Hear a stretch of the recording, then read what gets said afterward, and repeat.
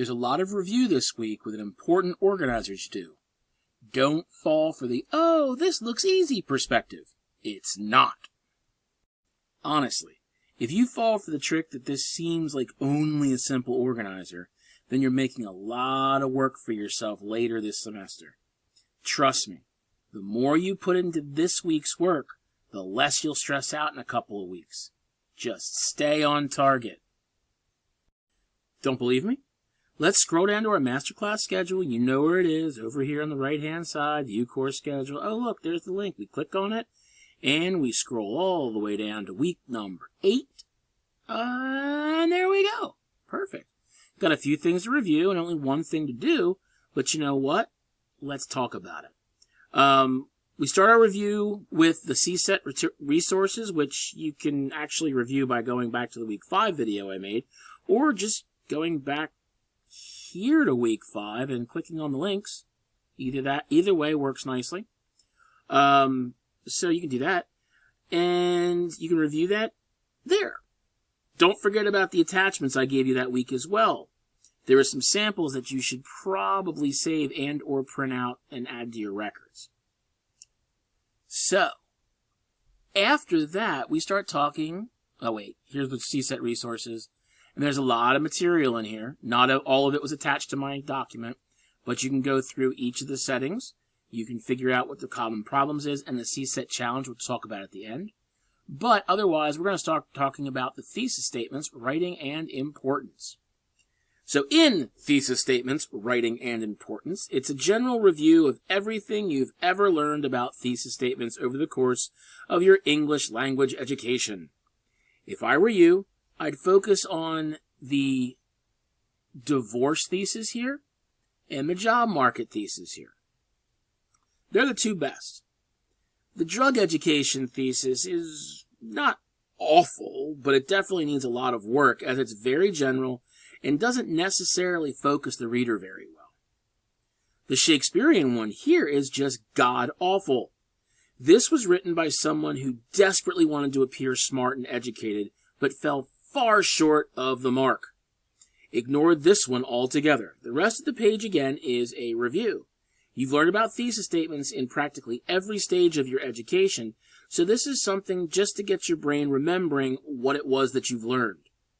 If you had to narrow this page down to a single idea, I'd say go with this one, but better yet, this one here. A thesis must be supportable and it must be specific. If you cannot support your idea, it doesn't count. If your idea has no support to it, it's an assertion, and they won't work at all for your argument. If your thesis, like the drug education one above, is so all-encompassing that anything can fit in there, then you're casting your net far too wide. So as you can see here, you can click on different links to go to different places. We got the full text here to go through, which is literally the exact same thing. So that works nicely as well. If you want to talk about paraphrasing and your argumentative research paper, we click here and we go to paraphrasing in your argumentative research paper.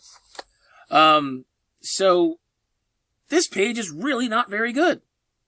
First, you've already seen the whys and wherefores of paraphrasing before. Second, this page really isn't about paraphrasing to begin with. It's someone's rant on citing paraphrasing. Just remember that if you use any outside source, whether you directly quote it, also known as copying and pasting it, or paraphrasing it, also known as taking someone else's ideas and putting them into your own words so everyone understands it better, you must cite it, now and forever. Don't ever forget that. If it's not your material, it must be given credit to the original author. So what's the big takeaway from this page then? The type of citing that you must do, actually. Officially, the American Psychological Association states that you must provide author, year of publication or update, and the location of the information, that would be the paragraph number or the page, for any direct quote. The APA also states that for any paraphrase, you must provide the author and year of publication or update, but The location of the information is optional, which means that you can choose to include it or not. They leave that up to your receiving institution or instructor.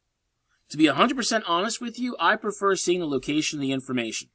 Again, that's page or paragraph number in every single citation.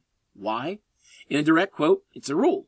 In a paraphrase, it shows me and your other readers not only where the paragraph begins, right after the year, but also, paraphrase begins right after the year, but also where it ends.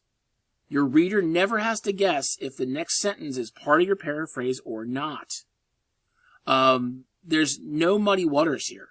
So now some of my colleagues in other campuses are dead set against this, and I'm not sure why.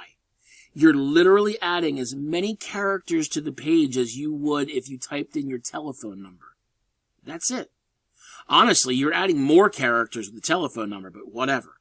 So this is called bookending. Where is it? Where is it? Where is it? Citations. There it is. Look at that. Bookending. So we have here, according to Bob Samuels, I actually know Bob Samuels' son, but according to Bob Samuels, 2018, so there it is, author, year, blah, blah, blah, blah, with more blah than ever before.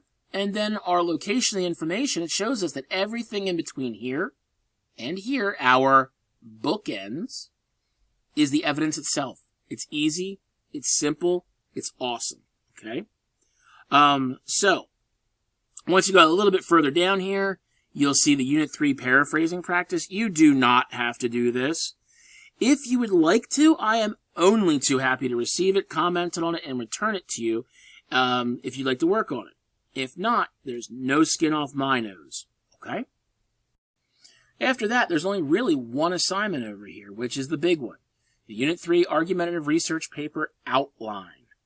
It is a living template of how to create your upcoming research paper. So once you click on this page, you will see that it's asking you to download a template and fill it out. Well, the original template kind of looked like this. Yeesh. Yeah. Me neither. It's ugly and useless as hell. I wasn't going to put you through that. So I did what I do best. Of course I reformatted the puppy. You're welcome. Now this one looks like it's a little bit more involved, and yes, it might slightly be, but it's much easier to work through, and it shows you exactly what needs to go where, and oh yeah, it will allow you the understanding to start actually writing your paper. So every part I have here, this is the introduction. You need your hook, you need your background, you need your thesis statement. I'm even giving you prompts and questions to tell you what should go in here and what doesn't need to go in here. Then we have our background. General introduction to the background, more detailed information. What sources did you use in this section here? Your development, we have argument point number 1, argument point number 2, and argument point number 3. Everything is the same. We have our claim, we have our setup down here, the sources used, we have our evidence to support the claim, and we have our tie-in. So as long as you're fully fleshed out on these points, you're in really good shape. And if you decided to go a little bit further, that's perfect. Do you need to find more, do you feel that you need additional information to fully explain your argument? If you do, put it here. Explain it. Tell me, what other sources will you use? That's great. That's easy. Some of you might say, no. Okay, if that's how you feel. Then we have our counter argument, our most common objections. What does the other side usually say when they disagree with you? And what sources did you use? And then how will you respond to the other side, and what sources did you use? Your conclusion? Don't say restated, okay? Why don't we try this instead? Echoed. Oh, wait, I don't have this on editing. Hold on. There we go. Scroll all the way back down here again. This would have been so much better had I not done that. So restated turns to echoed thesis statement.